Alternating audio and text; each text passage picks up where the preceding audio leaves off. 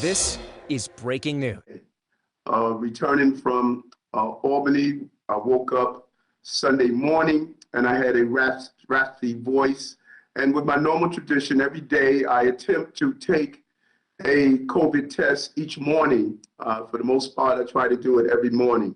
And when the test came back negative, I made the determination, because of the raspiness of my voice, to reach out to Health and Hospital. They arranged for me to take a PCR test. I was able to have the PCR test come back within a few hours later, and determined that I had COVID, was tested positive for COVID. Just an overabundance of caution, when I had the raspy voice, I made the determination to cancel my morning events. Did not want to take any chances, and I wanted to take the test right away because I had several events during the day, and I wanted to immediately know in the latter events if I should cancel them or not. And so I want to thank the doctors at Health and Hospital for their quick response, and I also want to thank the pharmacy. We have an unbelievable service where all New Yorkers are able, who qualify, are able to get necessary medication that assist them during this period of time, the antivirals. I was eligible because of my pre-existing conditions, pre-diabetic, as well as a history of having high blood pressure and other medical issues that allowed me to be eligible for them. So I want to thank the doctors, pharmacies, and everyone that's involved. In addition to that, I feel fine. Outside of the raspy voice, I feel fine. No fevers. I'm not tired. No aches or pains at all. What does that say? Booster, vaccination. That could be the difference between hospitalization and possibly even worse. I want to encourage every New Yorker to get boosted and get vaccinated. The mere fact that I'm able to, I believe, fight this virus with just a raspy voice is because I took the necessary steps of getting boosted and vaccinated. And so when people state that I'm vaccinated and I don't get, and I got COVID anyway, that is not the point here. The point here is preventing serious injuries, serious illnesses by being boosted and vaccinated. And so I want to now turn my attention to the president and his announcement today. I cannot thank the president enough for taking the crises of gun violence serious in our city and in our country. And many of the conversations that I have had with him, he has clearly shown his commitment and dedication to deal with this important crisis that we are facing. The important step that he took today to start the process of severing the iron pipeline that delivers deadly weapons to New York City, where guns have become an everyday occurrence in too many cities in America. His announcement today has shown how we need help. We need help on many levels. Just this year alone, the New York City Police Department has taken 1,800 guns off the streets just this year. Yet the guns just keep flowing into our city and flowing to cities all across America. The New York City Police Department has a ghost gun task force unit that focus on this, and they're partnering with the ATF and the FBI. But we have to do so much more. Just last week in Brooklyn, the 83rd Precinct, NYPD recovered 8 AR-15s, something traditionally we have not had a problem with in our city.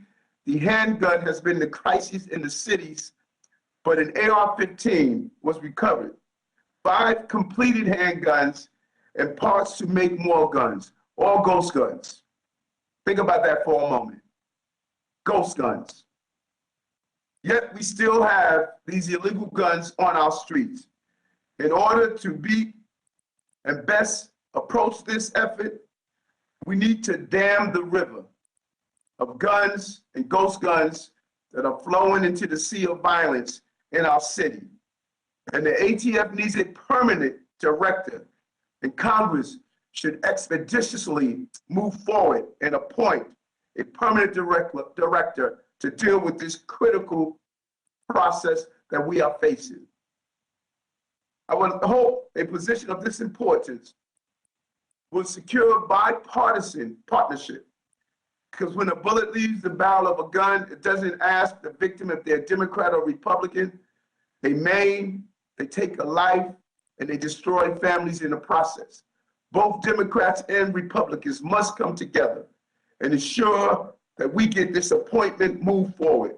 An agency needs a strong and permanent leader to maximize its ability to get stuff done for Americans.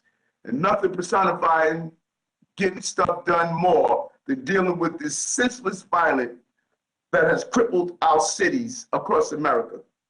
Once the ATF has a permanent director, they need to double down on their efforts to combat gun traffickers, take down gangs, and stop straw purchases before these weapons reach the city of New York and cities across America. Now let me turn my attention to ghost guns. And the Biden administration deserves credit for taking strong steps to tackle the problem of ghost guns. The type of ghost guns that was responsible for the tragic death of a 16-year-old child in the Bronx. Yes, that was a ghost gun. Ghost guns are one of the biggest threats to public safety that we face today. Ghost guns are untraceable. They are just as deadly as any other gun, any other firearm.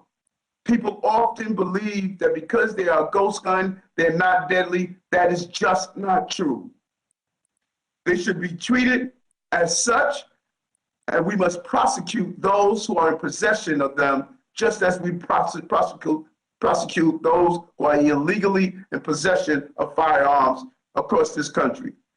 No one should be able to build a gun in their home in 30 minutes. Unacceptable. And make it dangerous for people to move about their cities.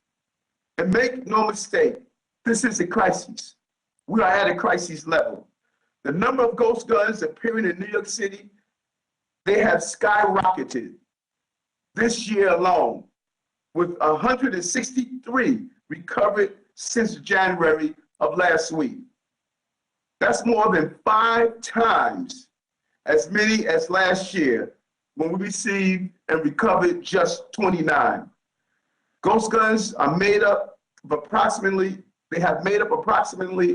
10% of all guns so far that have been recovered in New York by the New York City Police Department. This is a real issue that we're facing, and it has taken this crisis not only from the pipeline that finds its way into our cities, but now we have created the pipeline within our city. I believe it's imperative, with the combination of the work of the New York City Police Department and the announcement that President Biden made today, partnering with ATF, the FBI, and local law enforcement authorities, we can not only clamp down on the illegal ghost guns, but we can also focus on the guns that are manufactured in legal ways but distributed illegally. We must face this issue head on. This is one of the most important rivers that feeds the sea of violence in our city and in our country. It's time that we dam it. Today, this announcement gives us an opportunity to dam one of those rivers. I'll open the floor to any questions you may have. Thank you, Mayor. Your first question is from Juan from New York 1. Juan, please unmute your mic. Good afternoon, Mr. Mayor. How will you decide when to resume in-person events? 10 days after testing positive, or will you wait until you get a negative PCR? I'm sorry. Ask the question again. You came in like. How will you decide when to resume in-person events? 10 days after testing positive, or will you wait until you get a negative PCR? I'm going to follow the directions from the doctors. The doctor gave me clear directions. He stated 5 days after the positive, I'm able to go outdoors wearing a mask, and I should keep a mask on at all times while I'm out, and I'm going to follow his directions. Your next question is from Jeff Mays from the New York Times. Jeff, please unmute your mic. Hey, good afternoon, Mr. Mayor. I wanted to ask about the mandates around masks. I know Philadelphia today reinstated their mask mandate for indoor use. I'm wondering if you're considering making any changes to either the mandate or, the restaurant indoor sort of requirement, especially after you've been diagnosed with COVID. Well, we're going to continue to listen to our health team in the morning, and the recommendations comes from them, and we're going to continue to follow that. But I'm not special as being the mayor. What happens to me personally should not determine how I make policies. It should what happens to the city of New York. One thing I know for sure, that I feel comfortable that the fact that I am boosted and vaccinated, my response to the virus has been more positive than the countless number of people who are not vaccinated and not boosted. So again, I want to encourage New Yorkers to get vaccinated and boosted so that they can fight this virus off the best way possible. Your next question is from Michelle Price from the Associated Press. Michelle, please unmute your mic. Hey, Mayor, can you hear me? Yes, I can. Mayor, I'm just wondering, obviously you were at a lot of events over the last week and some large gatherings unmasked. Are you planning to change any of those behaviors once you're cleared to return to public events? When you say change of going to many events, is that what you're asking? Going to events, going unmasked, being in crowds, what are your thoughts on all of that? As I stated, the doctors instructed me 5 days the 5th day after to wear a mask out in a public event. I'm going to listen strictly to the doctor's orders on what to do because I trust our health and hospital. But the number of events, I'm going to continue to try to be as visible as possible as we get through COVID and many of the other crises that we're facing. And I think it's important to continue to encourage New Yorkers to be vaccinated and boosted. I think that with the history of pre-existing conditions, that I will probably have had different outcomes if I was not vaccinated and boosted. Again, I feel fine, no fever, no running nose, no aches and pains outside of the raspiness in my voice. That is what sent me to say, let me do a double check. But again, I take a COVID just about every day. I try to take it every day before I start my day and enter to see the public. Your next question is from Nolan Hicks from the New York Post. Nolan, please unmute your mic. Hey, good afternoon, everybody. Can you hear me? Yep, can you fine? All right, thank you, Mr. Mayor. I've got, you described these ghost guns as one of the major rivers feeding crime here in the city.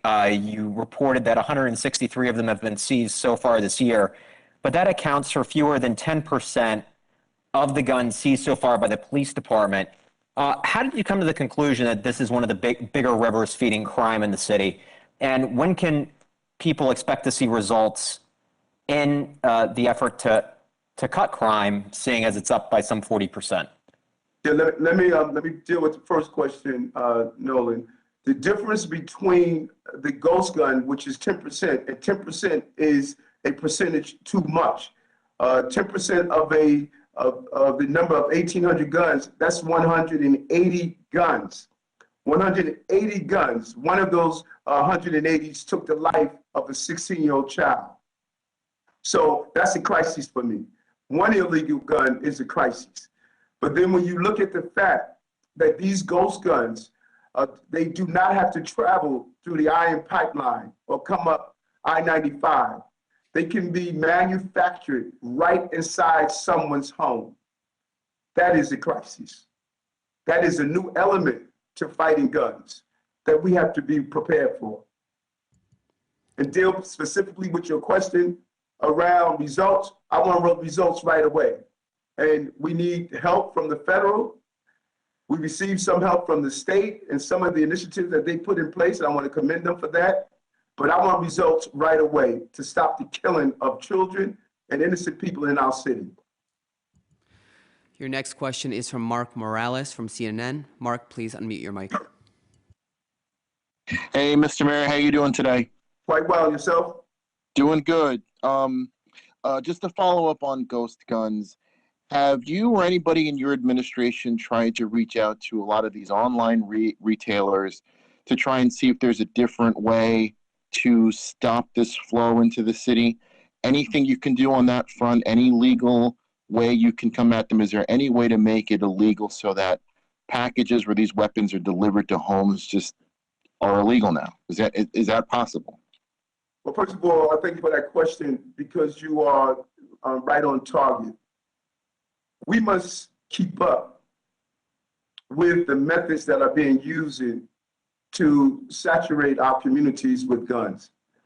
And we need to look at every way that they are taking place and zero in on the manufacturers and the software and any other methods that are being used to manufacture these guns is crucial.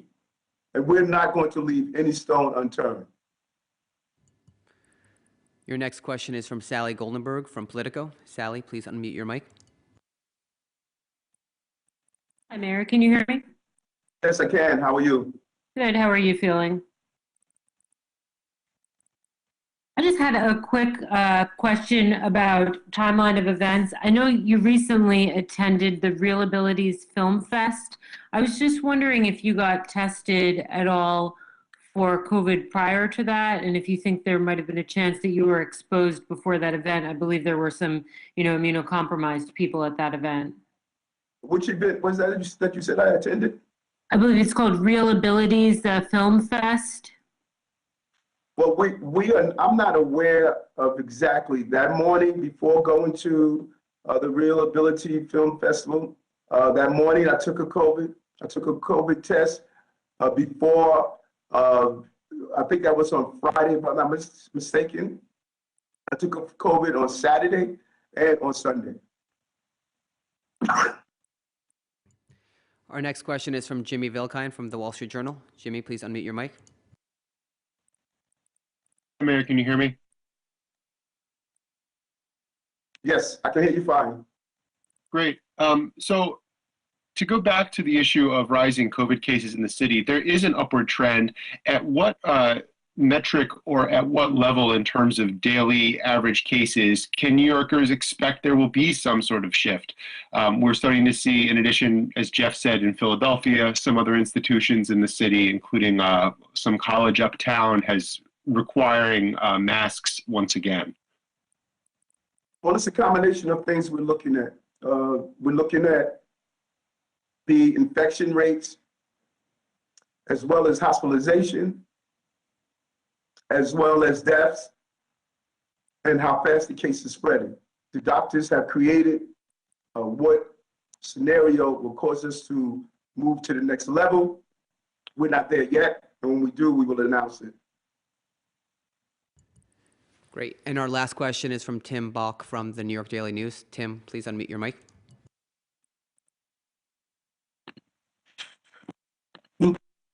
Mayor, can you hear me? Yes, I can. One thing, just a clarification on the fivefold increase, is that compared to the same period last year? And then my other question is, going beyond this Justice Department rule, are there other areas that you want the White House or the federal government to move on, specifically on ghost guns or in general, as next steps to combat this problem? I'm sorry, Tim, give me the first question. I didn't get the first question. I heard the second. I didn't hear the first clearly. On the increase 5 times as many